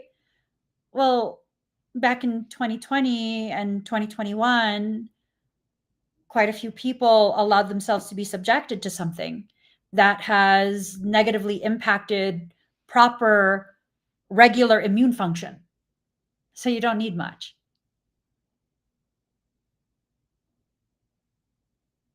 Do you get what I'm saying? Do you get what I'm saying? Because I can't say anything beyond that. I hope you get what I'm saying. You don't need much concentration. For some, due to the compromised situation with their health, their health's already very compromised at this point. Just small amounts of exposure to things like that could be catastrophic. It could be very catastrophic. There was, I believe it was in that post. I'm not sure. It might have been another post, but there was someone who's like, they were reading that information while having been admitted into the hospital for pneumonia. They were in the hospital at that very moment being treated for pneumonia, and they are healthy and have never been hospitalized before. Excuse me. They have no existing conditions. And now they're reading that in the hospital, you know? So I don't know. I don't know what to make of it. That's a lie. I do know what to make of it, but social media will not allow me to share something like that, because I could show you all sorts of different things, different types of information, and I can piece it together in such a way where it paints a very clear picture, a very, very clear picture of what is being attempted, what I suspect is being attempted. So, as you guys know, anytime I go out, I wear a mask, an N95 mask that's snug against my face. Yes. So, especially if there's foggy stuff. Yeah. Yeah. You want to reduce your exposure. You can't completely eliminate it. If what's happening, what's being alleged is accurate, which in my personal opinion, I believe there's some degree of accuracy there. I don't know how they collected the sample. I don't know if it was a sterile sample. So I don't know. I don't know. But you can only minimize exposure, because when you open and close your doors, you're having some of that airflow. When you're outdoors, as the particulates kind of come down, it's on your clothes, it's in your hair, it's on your skin. Should you be afraid and never leave your house? No, just cover. I mean, don't get it into your freaking lungs. Don't get it in your nose. Whatever it is, don't get it in there as much as possible. Try and wear a mask, right? And some people might be like, oh, maybe while you're just outside in the car, you can take it off. Yo, your car is not hermetically sealed. Air gets in there. It gets in there. So I leave it on while I'm in the car. Yeah. Whatever they're spraying and stuff, whatever's being alleged. I can feel it already negatively impacting my body again, because the other day, I think it was yesterday or the day before, I felt some of the cold air slip in, because I don't have much of a nose bridge. I don't. So some of the air came in as I was leaving the gym. I could feel the cold air enter into the mask, and I was like, so my body is feeling just kind of exhausted and not funky lungs, but that period where you can feel like, okay, am I going to come down with something? All you got to do is rest, support your lymphatic system, support your respiratory system, use some good quality herbal supplements, and you should be good to go. You should be good to go. It's not something you have to be afraid of. It's something you have to be aware of, so that you can begin modifying the things you do to better prevent unnecessary experience. Right? That's the intention of why I'm sharing this information, so that you can feel empowered in how you will prevent what others are trying to force you to experience. You don't have to experience that. You don't have to. You can do things to reduce that. Oh, you know what? Hold on. I made some lists on my Amazon shop, the Amazon storefront. Hormone health detox support. If you go to the detox support list, so click on the link in my bio on TikTok and then scroll all the way down, and it'll take you to my Amazon shop. For those of you who are on all the other platforms I'm live on right now, you can click on this QR code or the link in the comment. So if you go there, there's a list called detox support. And these are some of the supplements that I use, my family uses to help support my body's detoxification. I have MTHFR multi-gene mutation, and so it's extremely difficult for my body to detox. I get toxic real quick in my attitude too. It's true. Sometimes it depends on my mood. But if you scroll towards the very bottom of that list, it's like the second row from the bottom. There are 2 tinctures that I swear by. The mover one, oh my God. Hell yeah. Hell yeah. Yep. And then if you need something that's a binder, chlorella and spirulina are also very good. Obviously, don't just start taking supplements without knowing how to use them. If it's contraindicated for any conditions or prescriptions that you might have, you definitely want to know. You want to make informed choices. So you want to know how things will react to each other. But yeah, just go check that out. And there's a whole bunch of stuff that I use. Oh, I also should have added, yeah, I'll add it later. For the sinus, to clear your sinus out, it's in the other list. Hold on. If you go to supplements, no, it's not supplements. If you go to healthy home is the list. Scroll down. Oh, they have the eardrops. Oh, there. It's the nasal spray. I swear by that nasal spray. It'll clear you right out. It'll have you smelling colors. That nasal spray, I'm telling you. We use that at the first sign. You just keep sneezing, you're coming down with something. Use that at the first sign, and ooh, it's disgusting. It'll clear your entire sinus. You probably gag. I'm not even going to lie to you. I gag every time I use it. I gag, but it clears it out, and I have a tendency to not have the respiratory thing come into full fruition. It just depends the degree of exposure that I've had. Usually I'm able to kick it before it gets me really sick. So acceptance. You need to accept what is being given to you by your soul, right? If you don't accept what is being given to you by your soul, none of the goodness it has planned for you is going to come to fruition. because you have the sovereign right as a human to choose suffering. I know it sucks. I'm like, soul, why would you give us that option? What the fuck? Why would you do that? Don't let us choose that. But unfortunately, it is what it is. So is it good for allergies? Yep. It's good for sinus infections. It's good for allergies. It's good to kind of help diminish whatever viral load you inhaled through your nose and is working its way down to your throat and your lungs. So a lot of times when you get a sore throat, it's because of postnasal drip. Your sinus goes up and then it circles back behind your face down your throat. And when you have all of that drippage that's not coming out as a runny nose, it's postnasal drip.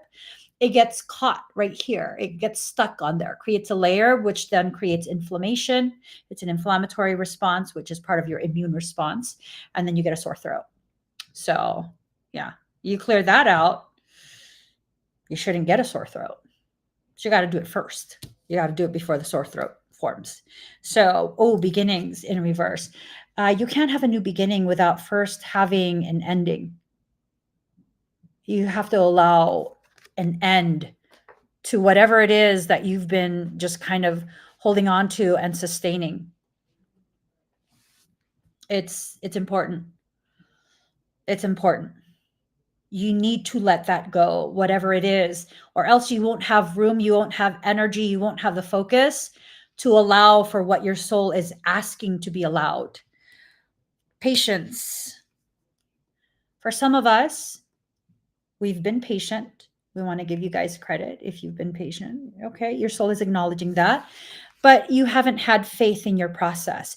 You've been patient, but you've also been maybe beginning to believe that you're simply being punished, you're not good enough, and you don't deserve any goodness. Not true. Not true. Allow the process. For some reason, I don't want to read those cards. Allow the process and just do what needs to be done. Do whatever it is that needs to be done, what your soul is asking you to do. Okay. I'll read you guys one final card. Let's make it a Kali card.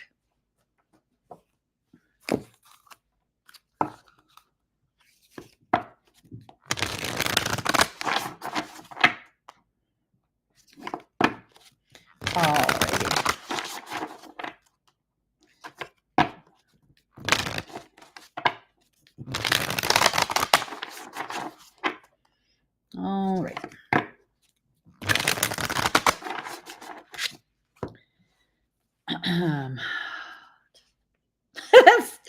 Make it something peaceful, please. No destruction, no pain, no struggle. Just peaceful flow, peaceful flow, peaceful flow, peaceful flow. We're claiming it. Peaceful flow. Okay. I'm nervous. I'm nervous. Okay. I'm going to pull 2 cards. This is going to be a semi-personal read. Okay. So the top and then the middle card. I don't know what the cards are. So this is card number 1 and card number 2. If you want to claim the card, the message of the card. Oh, see what I'm saying? Look, she's going to fuck shit up. But it's at the bottom of the deck, so we don't have to worry about that.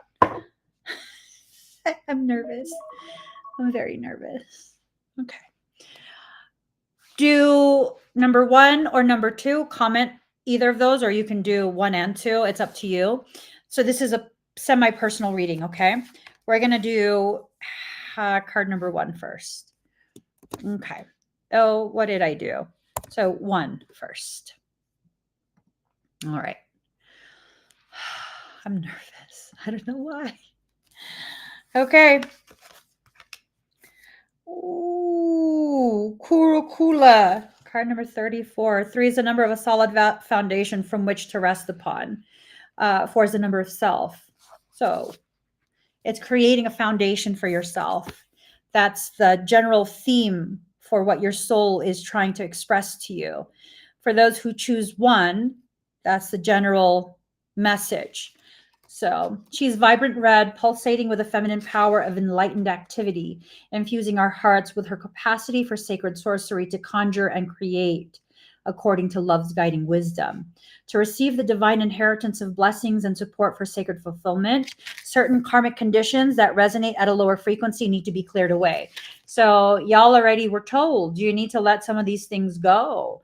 They need to be let go so you have the space to allow the things that are new and fresh and more beneficial for you, more aligned.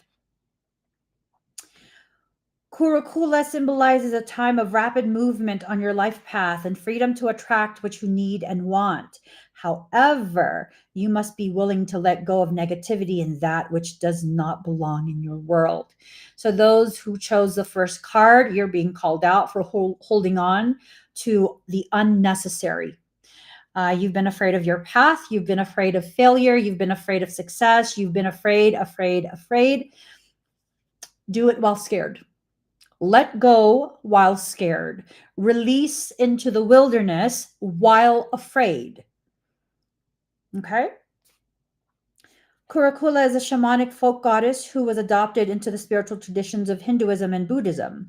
Kurukula is one of the Kali Nityas, the medicine goddesses of the waning moon cycle, a powerful sorceress, enchantress, and conqueror of enemies. Hers is the realm of magnetism and charisma, spellcrafting, and the power of attraction. She has one face, 3 eyes, and 4 arms, with skin that is deep red. In Tibetan Buddhist medicine, red is associated with the power to attract and the power to subjugate negative energies. Her hooked sword represents her semi-wrathful nature. She can magnetize or repel as needs be, overcoming negativity in all dimensions and from all directions. Kurukula is revered as beguiling yet potentially ferocious emanation of the otherwise serene goddess Red Tara. With her short fangs exposed and an expression somewhere between friendly and fierce, and her 3 eyes, she sees all and frightens away that which causes trouble, while attracting that which enhances joy, bliss, and sacred passion. One of the powers of Kurukula bestows is the ability to remain open to life without fear. So that's telling me that to some degree, those who chose the first card, you're closed. You've closed yourself off to some degree. Sometimes, due to past experiences of pain, we close ourselves off from life in an effort to avoid further harm. In doing so, we may unwittingly close ourselves off from the gifts meant for us. While seeking solitude and sanctuary as a time to heal is a wise practice, we need to take care that we remain open to life. We need to balance a heightened need for personal space, essential for particularly sensitive souls, with healthy and nourishing connections. Otherwise, we could experience depression and profound fatigue through essentially cutting ourselves off from the vitalizing nature of life itself. Kurukula's ability to simultaneously attract the beneficial and repel the negative is an extraordinary blessing. Her spiritual talents allow us to pursue our paths with eagerness, openness, and enthusiasm, while trusting that any exploitative, sabotaging, or otherwise unworthy energies will not be able to cause harm. This is about you stepping into your full power and being the very thing that chooses what is allowed and what is not allowed. If you have felt an inner conflict around being open, but have also felt the need to self protect, the oracle brings peace. In connection to Kurukula, we can be powerfully defended without being defensive and incredibly open without being vulnerable to negative influence. For the sensitives and empaths amongst us who struggle with picking up unwanted energies from others, she is a glorious savioress. She empowers openness combined with effective boundaries.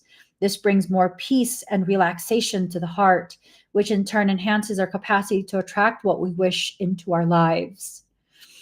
Mm-hmm.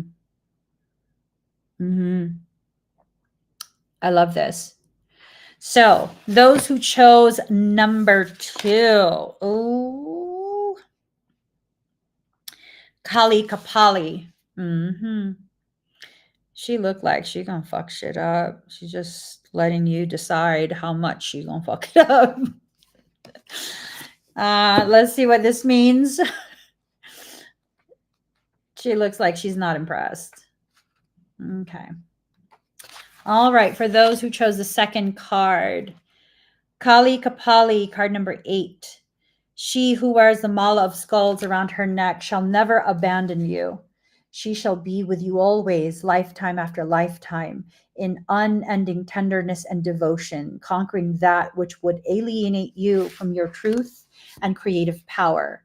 Trust in the effectiveness of your prayers and requests for her assistance. Have confidence in divine intervention. No matter how dire things may seem, you shall transform a negative experience into a positive one that honors your soul. Kapali is the wearer of skulls. Kapalamala or skull mala is a version of the prayer or mala beads used to call in and strengthen divine presence by using sacred sounds, repeating mantras or prayers while counting the beads. You are encouraged to speak to her from your heart about whatever is troubling you. She will do whatever it takes to release you from your suffering. Or maybe you can embody her essence by releasing yourself. This form of Kali arises in a reading when you need to know a truth. She will make sure you find it, even if you would rather continue in peaceful ignorance for a while longer. This truth, however disruptive it may be, is not a punishment. It is protection. You may not be able to see that at the time, but you will be grateful for the changes that come from her revelations later on. Skulls mark the passing of time. Trust that time can be your ally to heal and emerge anew.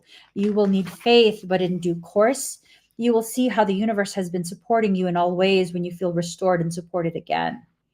Often, an encounter with Kali Kapali entails direct confrontation with the thing we fear the most. Ooh, your avoidance, no more. You can't do that anymore.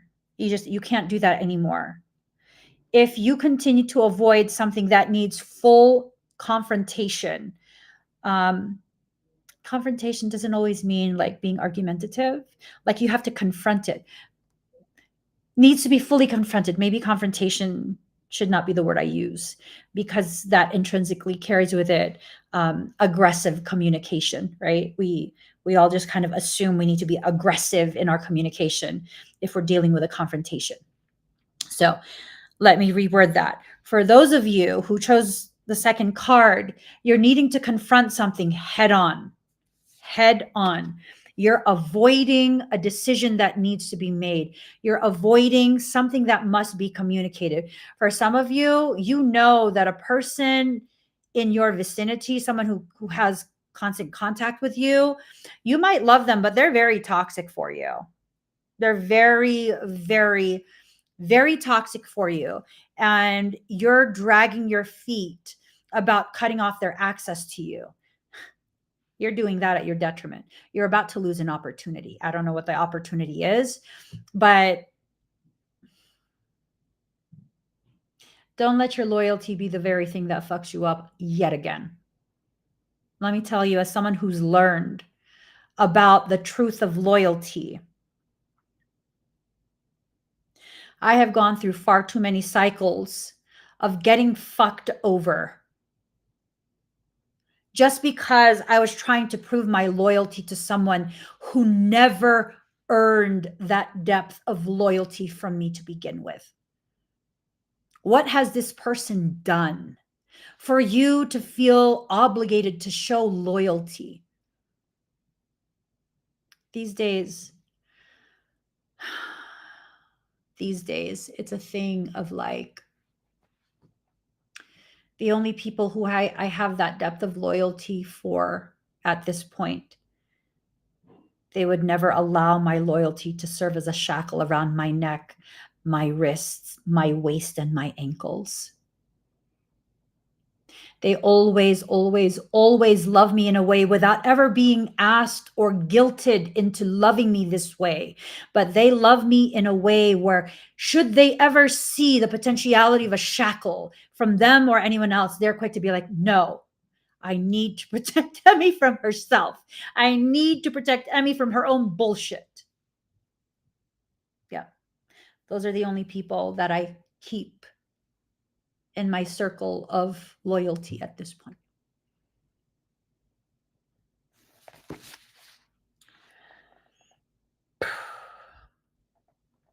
Often, an encounter with Kali Kapali entails direct confrontation with the thing we fear the most.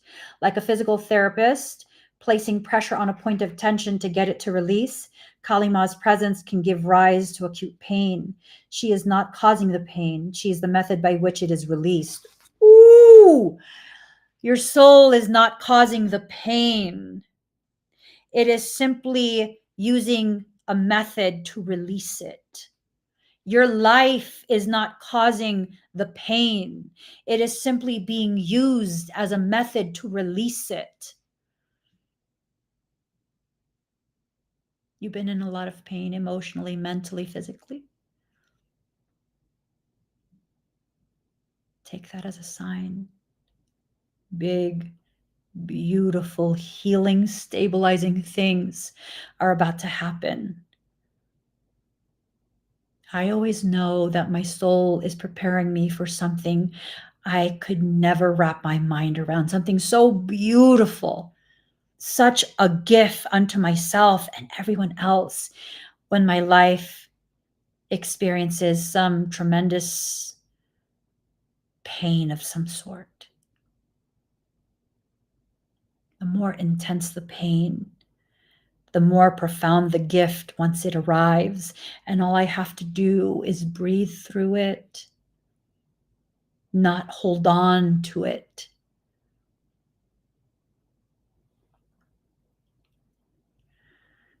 It's fucking crazy. Your life's about to change. Something very powerful is about to happen. Whatever that is going to challenge you. Be very careful about viewing this process as something designed to break you down. Are you breaking down or breaking open?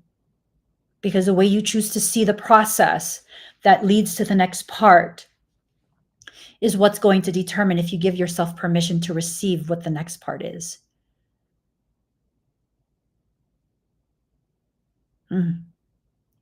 For those of you who are choosing to join me for the quantum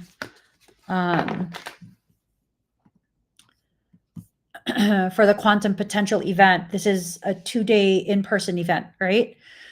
I'm flying in my 2 body workers. I have 2 body workers that I go to, and they're not just body workers. They've also been trained by me. They're certified in my program. So these 2 body workers, they work on me when I have an injury or when I'm approaching a point of injury, when I'm holding tension that's causing pain, they work on me. And it's this thing where I'll know that I'm about to release when I feel my body tighten up against the work they're doing to release it. How do I know this? Well, because I'm aware I'm clenching. I'm clenching. And in that clenching, I'm given the option to decide, continue the clench and fight them. That's going to mean more pain.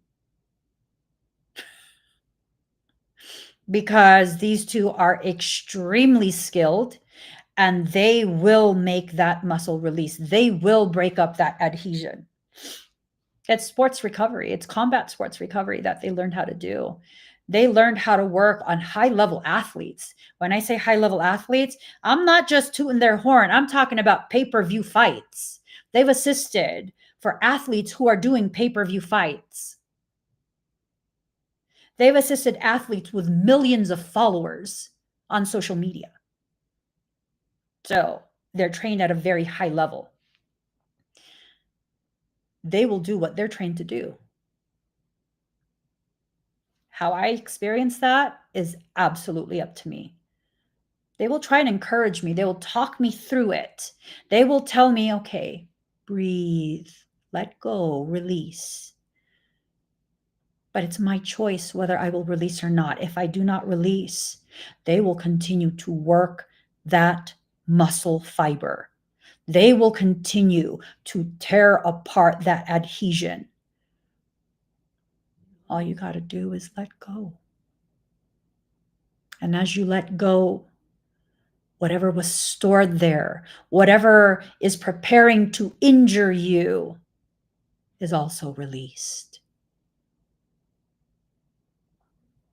On average, when I work out, for those of you who are not familiar with me, when I go to the gym, you can't tell on a live stream, but when I go to the gym 6 days a week, on average, I will lift somewhere between 60,000 to 120,000 pounds.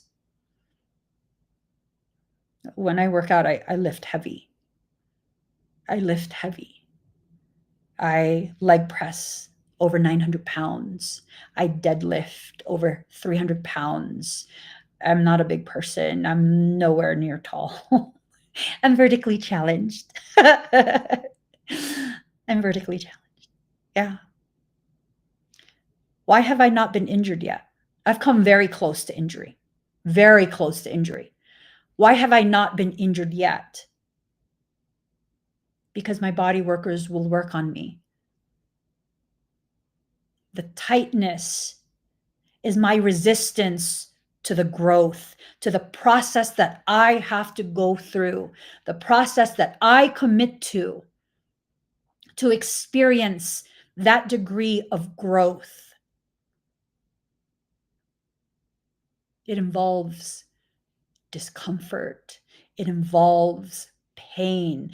It involves mental strength to get me to push beyond what I'm willing to settle for. But I can only do so much, because once I get to that point and my muscle has taken everything it possibly can, I don't know how to let go.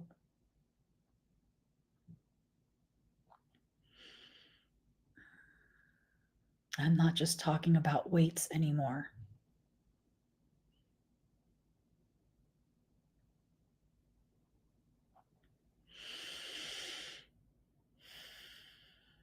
I don't know how to let go.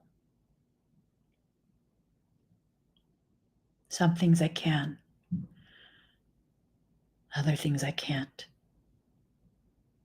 Did you know your memories are stored in your muscles? Your muscle fibers, they're memory sticks. Your memories are stored in your muscles. And people can say that's a lie. Why do you think it's stored in your brain? No part of the brain has been identified as the area where memories are stored. There's a hippocampus, which is identified as a place where short-term memory is temporarily stored. It's also the part of the brain that can retrieve the memory from long-term storage.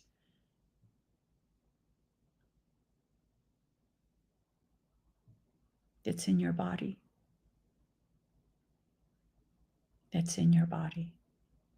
It's in your fascia.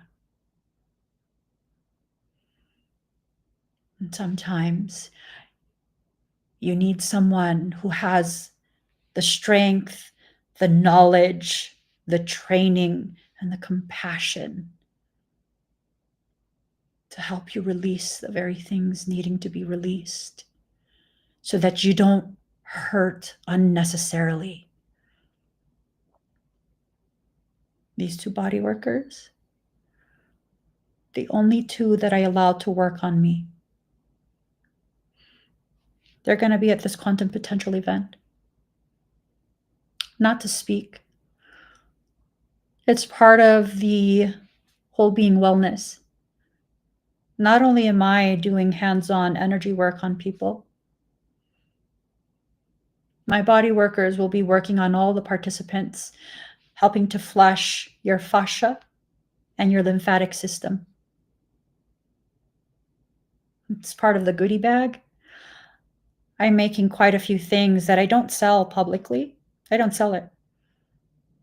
And it will continue the work that my body workers do on you while you're at this event. Everything is being stacked to facilitate the type of change that will bring in all the manifestations, all of it. That's what this event is designed to do. Clear out all the blockages within your body, within your energy, within your mind. Change the way you see yourself. Rewrite the entirety of the story you keep telling yourself about yourself.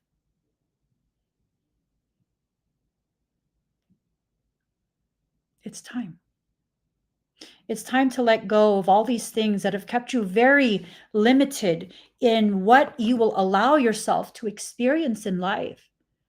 For those of you who chose card number 2, you have to do something. And it has to be something different than what you keep doing.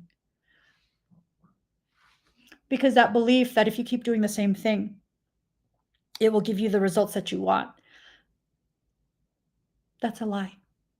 Even in working out, even with working out, your body will acclimate and you won't get the results that you want. You won't continue that hypertrophy journey. You'll refine, you'll better define, but you won't get to that point of hypertrophy. You need to make changes in your macros. You need to make changes in your sets, in the reps, in the weights, in the exercises that you do. You don't have to completely change the workout. Even just changing the amount of sets, the reps, the way you do those. Is it a drop set? Is it a superset? Is it a giant set?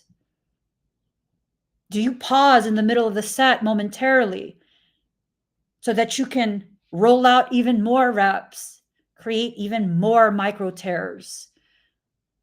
Are you learning about how macros fit in and timing your macros during your workout so you can reach advanced levels of hypertrophy? I mean, what is it? If you don't know how to do these things yourself, you need to learn. I'm not just talking about workout and diet. The things that you take in, the words of others, concepts, things that you read, those are the macros. Some things are just very fatty. And it's like, no fat, no fat. Your brain needs fat to function. You need that. Your muscles use carbs as fuel. No carbs, you're not going to have any energy. Your body will eat your muscle. You will have no stamina. You will feel weak. Each of those macros, whether it's the fats, the carbs, the proteins, all of those represent something in your life, something that you are taking in and assimilating into your body, making a part of your flesh. You're assimilating into your thoughts, your mind, the way you see the world. You can absolutely be vegan if you want. If that's something you want to do, you could absolutely be vegan. You still have to hit the macros. Macros does not dictate the source of the macro. Y'all are going to think this is crazy. I'm trying to regain the muscle mass that I lost when I got sick. So on average, I'll eat somewhere between 175 and 180 grams of protein. Protein is protein is protein. Broccoli has protein. Quinoa has protein. Sweet potato has protein. Yams have protein. All of those plant-based foods have protein. But I can't sustain veganism personally. It negatively impacts my body. I was vegan for 6.5 years, made myself extremely sick. Not a junk food vegan either. There's a difference. A lot of people are junk food vegans, and that's why they're getting sick being vegan. I was not a junk food vegan. I was a make it from scratch vegan. I was a take the appropriate B vitamin supplements vegan. Body could not sustain it. Just because my body can't sustain it doesn't mean it's not good for other people. Right? And just because it's good for other people doesn't mean it's good for everyone. Because, like me, I can't sustain that. It makes me medically ill. So, you have to begin choosing where you get the sources of sustenance that you are using to integrate into your body, into your human existence. Are you getting your information from strictly social media? That's like all carbs. You need proteins in there. You can't just have all carbs. I'm sorry, but you can't just have all carbs. The proteins, those are the building blocks, right? That's used to repair the injury that's sustained when you lift heavy, when you get the micro tears. You want hypertrophy, you need the proteins, the building blocks, amino acids to be able to rebuild, repair, and fortify. Hypertrophy is nothing more than physiological fortification of that musculature.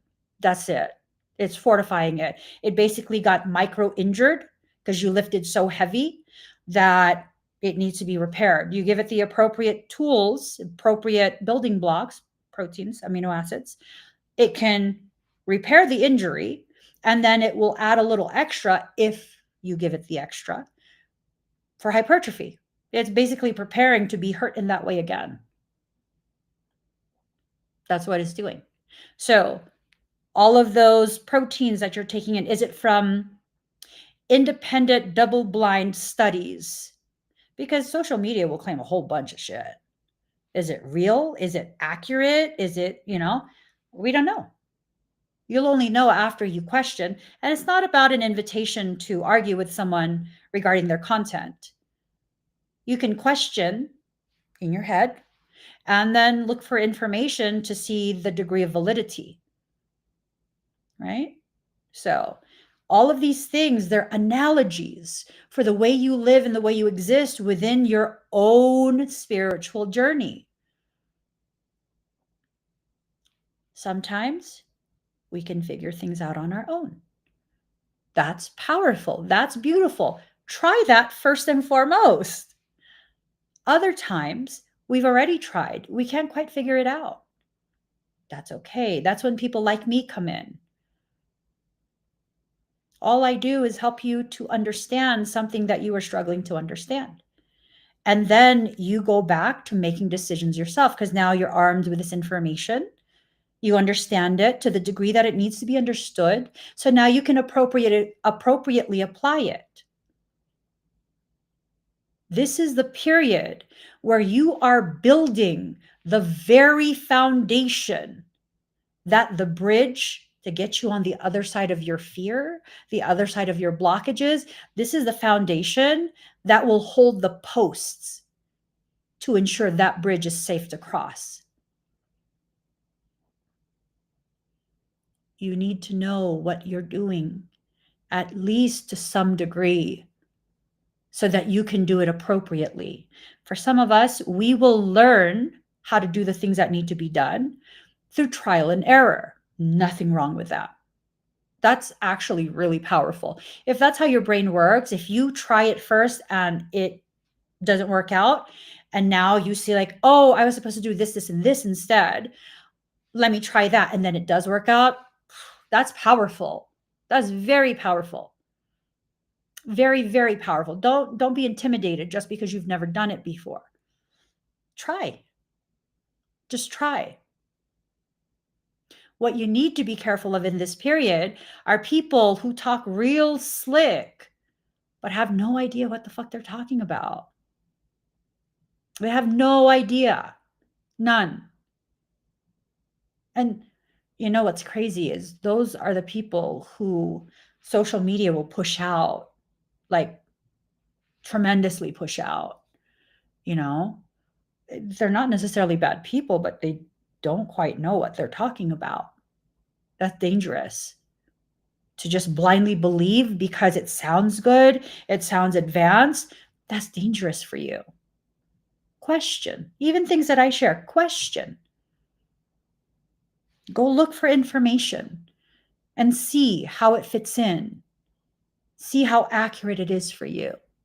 This is a period where everything that you have worked for, it's about to be allowed to pay off.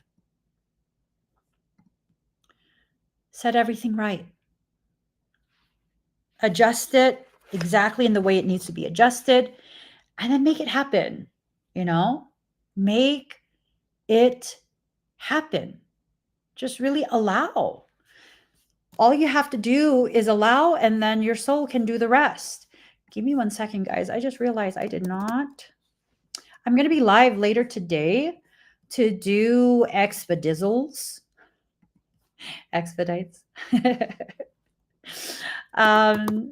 Hold on. Expedites. Okay. What's the date today? The 30th. Oops, here. I'll be live at 5:30 p.m. tonight to do expedites, energy work for those who are wanting and needing it.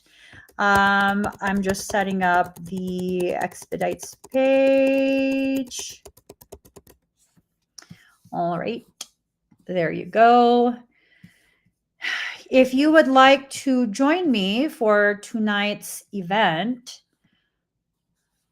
let me get you the link up on Hobby.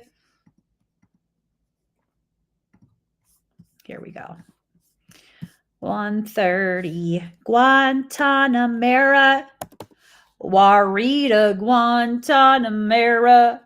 And my friend, when that song was like really popular, I think in the late 90s or wherever it was, she was singing it and she thought the lyrics were $1 melon. I'm selling $1 melons. I was like, girl. That's not the song, right? She goes, it is. And I was like, that's not what he's saying. Yeah. It's okay. It sounded cute. So 5:30 p.m. Pacific Standard Time. I'll be live on, I don't know if I'll be live on all platforms. At the very least, I'll be live on TikTok. You can either scan this QR code or the link in the comment to be able to access and see what I have available tonight. If you are on TikTok, just go to the link in my bio and you'll see it at the very top. Actually, is it at the, yep, it's at the very top. So I got to get going. I have quite a few different things I need to take care of. Let's see.